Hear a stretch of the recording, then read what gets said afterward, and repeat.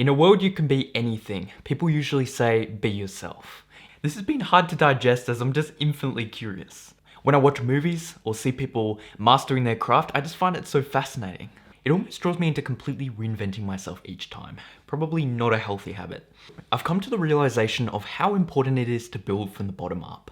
To put yourself into gear and take action before you lose sight of why you were doing it in the first place. Today I want to share a few ideas on how you can find your direction and double down on what it is you're already passionate about.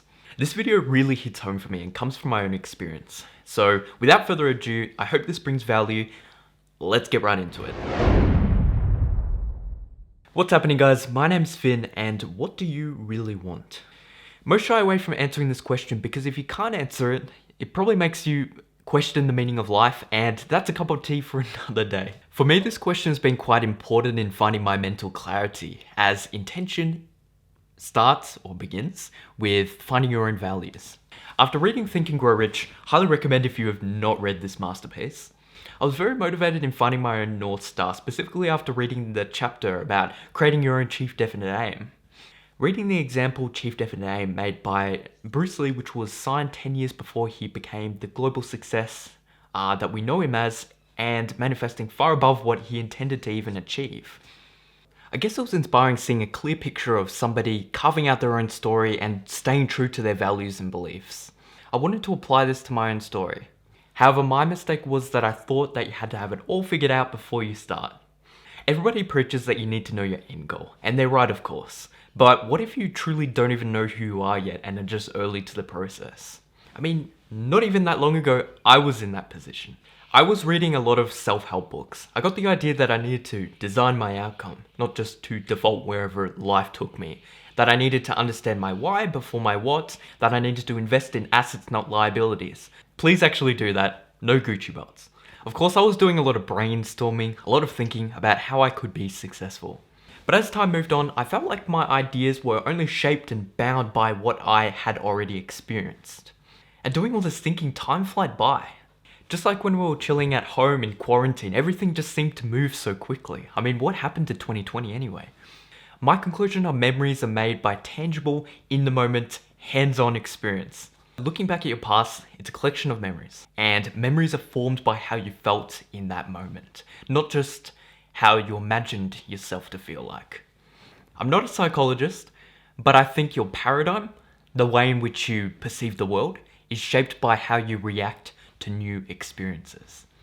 That's why when you speak to people who have done such amazing things with their life, they have such a unique perspective and way of looking at things. Experience builds character. I just booked in my first skydive. It felt as if I didn't have a choice. I mean, I can already feel the adrenaline just looking outside the plane door and just reaching out, looking down at the sky. It is way out of my comfort zone. I haven't even got in the plane yet. And that's why I know that it's going to change my life. I think it's incredibly important to build integrity. Do as you say. Not only does it build trust and credibility with the people around you, but it builds trust in yourself, and that's invaluable. If you break your trust in your own ability to take action, it becomes a habit and slowly becomes harder to break. It's so easy to express your intention of doing something, but it's hard as hell to actually finish that and take on the adversity. Finishing what you start creates confidence in your own ability. That commitment to yourself is an absolutely unstoppable mindset. Finding your direction is a never-ending process. With all the clickbait of this competitive world, we're always looking for that secret.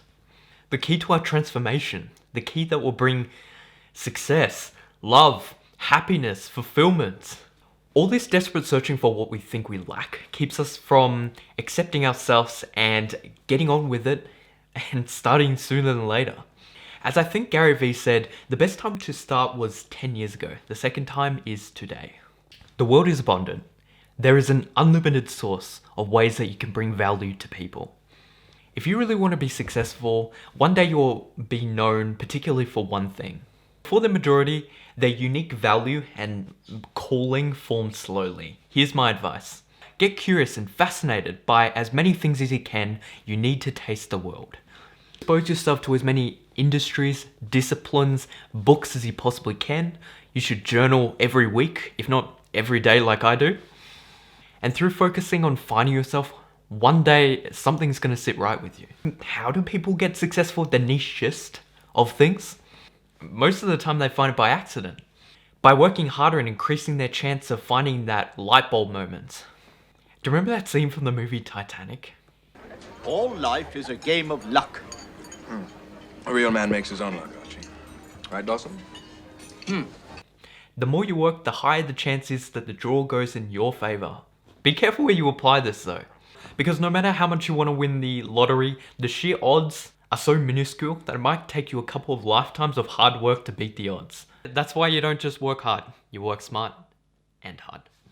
For me, I've sorted what I'm most talented and passionate about into 3 things: recruitment, sales, digital marketing. I think these practices are what I'm best at and what I love most. It might not be as specific as, say, Bruce Lee's chief definite aim. It's given me a North Star that I can follow and put my efforts in. Who you are versus who you want to be. Take a moment to reflect on your current circumstance. What you do, who you surround yourself with, what your current mindset's at, what you read, what you spend your spare time on, your sleep schedule, what you consume. Once you've truly visualized who you are as a person, now visualize in a perfect world the person you would want to be. What would you do for a living? How would you spend your spare time? What would you consume? What would be the habits that you repeat on a daily basis? Who would you surround yourself with? Where would you live? How would you want to be perceived by other people? What would you want to wear? What car or what material things would you want to possess? What would you want to be passionate about? What would you push out of your life? And would you procrastinate less often? So now that you've visualized these 2 characters, who you are versus who you want to be, try combining them, seeing the contrast between those 2 characters. Maybe there's not that much contrast, you're just that grateful.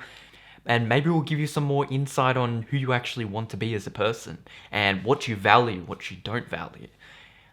There is another great strategy for aligning your values called the Golden Ratio, which is beautifully presented by Simon Sinek in his book, Start With Why. I'm currently reading this book right now, and if it continues to be as good as it started, I shall make a book review, and I'll make a separate video that will be a bit of a continuation of aligning your values and understanding your why, your what, and your how. So feel free to subscribe and hit that notification so you can stay tuned on that. I used to be big into video games and loved it because the path to maximizing your skills, completing jobs, and becoming the hero of the story made sense and was linear. Everything was so organized, you knew exactly what you needed to do so you could grow. But in life, it's not so clear what the outcome of your efforts will be. It's easy to get lost if you don't constantly reflect on who you want to be and where you want to go.